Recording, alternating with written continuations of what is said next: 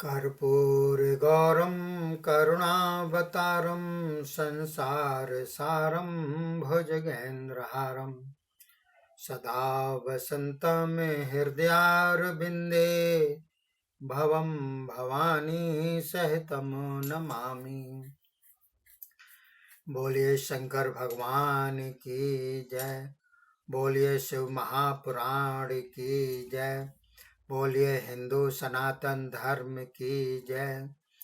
देखिए साथियों, इस वीडियो के अंतर्गत मैं 31वां अध्याय सुना रहा हूं, जिसमें वशिष्ठ मुनि का उपदेश दिया हुआ है। इसमें कुछ पन्ने क्षतिग्रस्त हो गए हैं, तो मैं अपने कुछ शब्दों को मिला करके इसमें बाँचूंगा। आशा है कि कोई त्रुटि ना हो पाए मेरे से, लेकिन फिर भी अगर कुछ हो जाए तो मेरी भूल सुधार कोई माफ़ी मांगता हूँ मैं आपसे। तो देखिए, मुनि कहने लगे, हे शैलराज, भगवान शंकर जगत के पिता हैं और श्री पार्वती जी जगत की जननी हैं, और तुम श्री पार्वती जी का विवाह भगवान शंकर के साथ करके अपने जन्म को सफल करो। ऋषियों के वचन सुनकर हिमाचल बोला, हे ऋषिगण, आप लोग सत्य कह रहे हैं, किंतु अभी अभी वैष्णव धर्मधारी एक ब्राह्मण ने आकर मुझे शिव के दोष बताकर शिव के साथ पार्वती के विवाह की नाहीं कर दी है, जिससे पार्वती जी की माता कोप भवन में चली गई हैं। वह कहती हैं कि मैं अपनी पार्वती का विवाह शिव के साथ कदापि नहीं करूंगी, और मेरा भी ज्ञान भ्रष्ट हो चुका है, इसलिए भी चाहता हूँ उस भिखारी रूप शिव के साथ पार्वती का विवाह न हो। ब्रह्मा जी बोले, हे नारद जी, इतना सुनकर सप्त ऋषि मेनका के पास पहुंचे और मेनका को समझाया। वहां पहुंचकर अरुंधति ने देखकर मूर्छित हुई। शोक से मेनका मूर्छित होकर पड़ी हुई है। तब अरुंधति ने उससे मधुर वचन बोले और कहने लगी, हे मेनका, उठो बैठो, तुम्हारा कल्याण करने के लिए ही मैं यहाँ और सप्तऋषि पधारे हुए हैं। तब तो मेनका खड़ी हो गई, अपने सामने श्री अरुंधति को देखकर नमस्कार किया, फिर बोली, यह मेरे भाग्य हैं। ना मालूम किस जन्म के पुण्य उदय हुए हैं, जिससे मेरे घर श्री वशिष्ठ जी की पत्नी अरुंधति पधारी हैं। भगवती, आपका यहाँ किस प्रकार से आगमन हुआ, आज्ञा करें, मैं आपकी क्या सेवा करूं। ब्रह्मा जी बोले, हे नारद जी, तब तो श्री अरुंधति जी ने मेनका को भली भांति भगवान शंकर के विषय में अनेक प्रकार से समझाया। इस प्रकार समझाकर वह ऋषियों के पास आई। इधर ऋषिगण भी हिमाचल को समझा रहे थे। वे कह रहे थे कि हे शैलराज, अपनी पुत्री पार्वती जी को श्री महादेव जी को अर्पण करके भगवान के ससुरों होने का सौभाग्य प्राप्त करो। भगवान महादेव परम योगी हैं। वे तो विवाह करना ही नहीं चाहते, किंतु तारकासुर के नाश के लिए उन्हें देवतागण प्रार्थना करके वहां विवाह के लिए बाध्य कर रहे हैं। इसी कारण तुम्हारी कन्या ने भी घोर तपस्या द्वारा उनसे यही वर मांगा है कि आप ही मेरे पति बनो। ब्रह्मा जी बोले, हे नारद जी, तब डरकर हिमाचल बोले, हे ऋषियों, मैं चाहता हूँ कि मेरी पुत्री तो राजपुत्री है, राजाओं जैसा सुख भोगती है, किंतु शिव जी के घर तो सुवर्ण धन वैभव आदि कुछ भी नहीं, वहां तो भोजन पदार्थ भी नहीं दिखाई देते। वह कन्या वहां जाकर क्या खाएगी, क्या सुख भोगेगी। कन्या की इच्छा होने पर भी मैं कन्या देने के लिए तैयार नहीं। भला कन्या को इन बातों का क्या अनुभव। कन्या का पिता भी यदि कन्या के सुख का विचार न करके किसी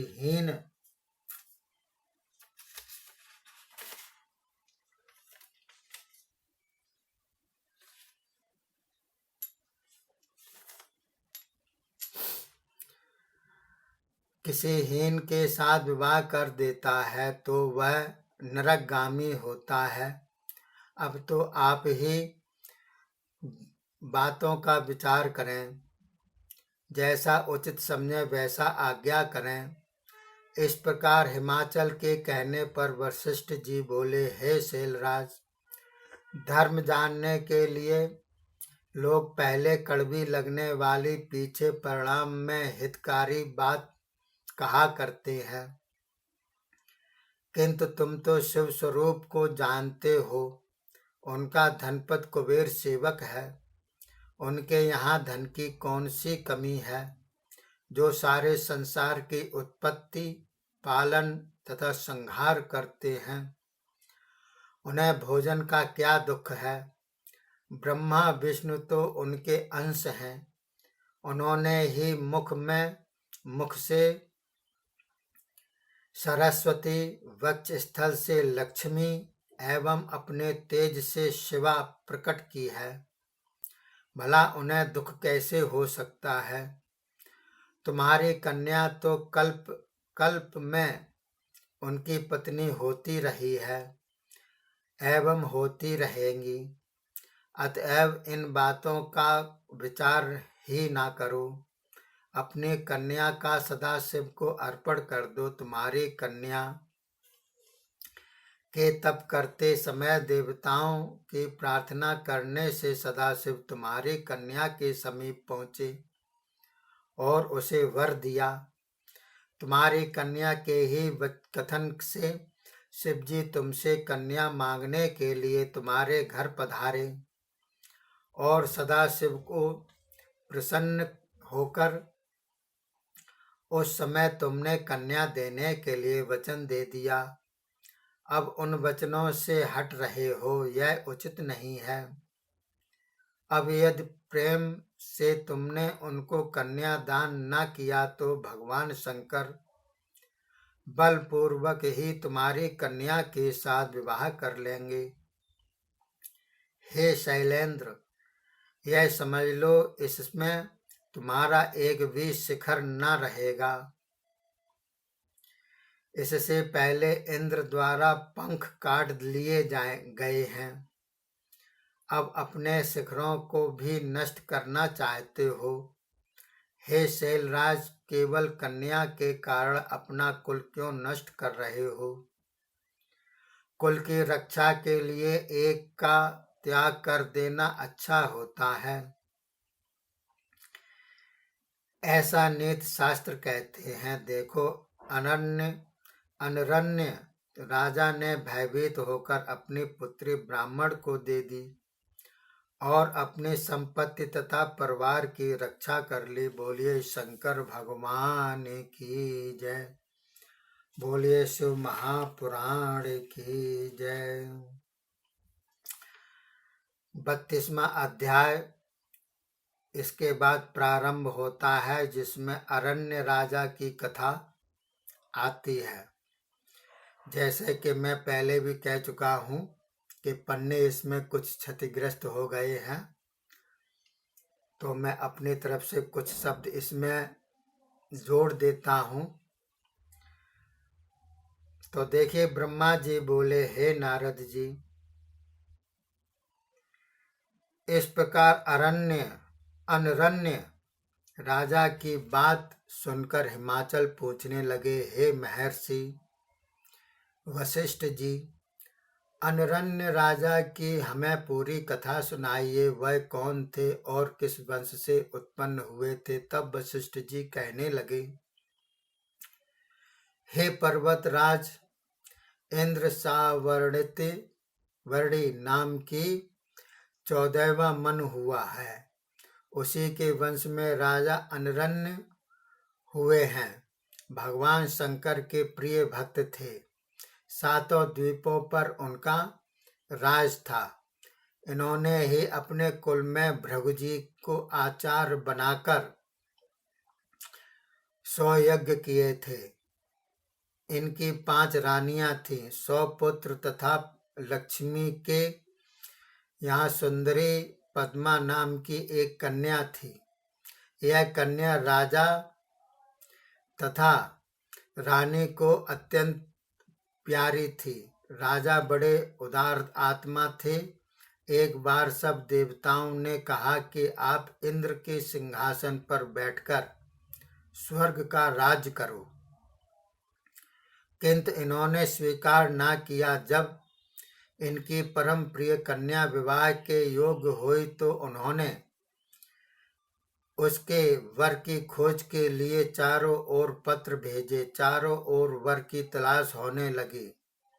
इतने में तप करके लौटते हुए पिप्पलाद ऋषि ने वन में एक मनुष्य को अपनी स्त्री के साथ विहार करते देख लिया। ऋषि के मन में भी काम वासना जग गई। स्त्री किस प्रकार प्राप्त हो, यही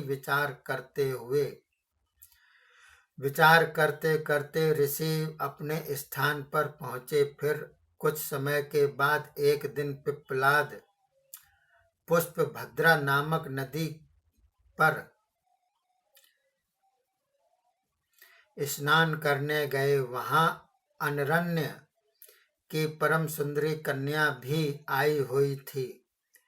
उसकी सुंदरता देखकर मोहित हो गए। ऋषि ने कन्या के आसपास खड़े होकर मनुष्यों से उसका परिचय पूछा। उन लोगों ने हंसकर कहा कि यह तो अनरण्य राजा की पद्मा नाम की कन्या है। आपका मन इस पर मुग्ध हो गया है क्या? जाकर राजा से मांग क्यों नहीं लेते? इस प्रकार के हास्यायुक्त वचन सुनकर मुनि लज्जित हो गए और अपने दिल में उसे पाने की भी इच्छा कर ली। उसके बाद शीघ्रता पूर्वक स्नान, नित्य कर्म, शिव पूजन आदि करके पिप्पलाद राजा अनरण्य की सभा में चले गए। राजा ने मुनि को देखकर प्रणाम किया और विधिवत पूजन करके उनको आसन पर बिठाया। ऋषि से सेवा पूछी। ऋषि ने तो राजा से उसकी कन्या की याचना की। इतना सुनकर वह राजा चुप हो गए। कुछ क्षण के बाद ऋषि फिर बोले,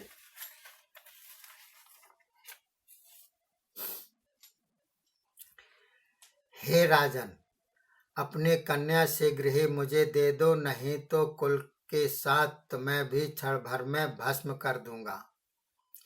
ब्रह्मा जी बोले, हे नारद जी, इस प्रकार मुनि के कहने पर राजा रोने लग गए। रानियां, नौकर सभी रोने लग गए। इस बूढ़े ऋषि को कन्या किस प्रकार से मैं दूं? लोग क्या कहेंगे? राजा इसी चिंता में घुल रहे थे कि उनके राजपुरोहित तथा राजगुरु वहां आ गए। राजा ने रोते रोते अपना सारा वृतांत उनको कह सुनाया। तब पुरोहित तथा गुरु विचार कर के कहने लगे कि हे राजन, आपको कन्या का किसी न किसी के साथ तो विवाह करना ही है। फिर इसके साथ ही क्यों न विवाह कर दो आपसे, जिससे आपके कुल की रक्षा हो जाए। इस ब्राह्मण द्वारा कुल का विनाश हो जाना अच्छा नहीं।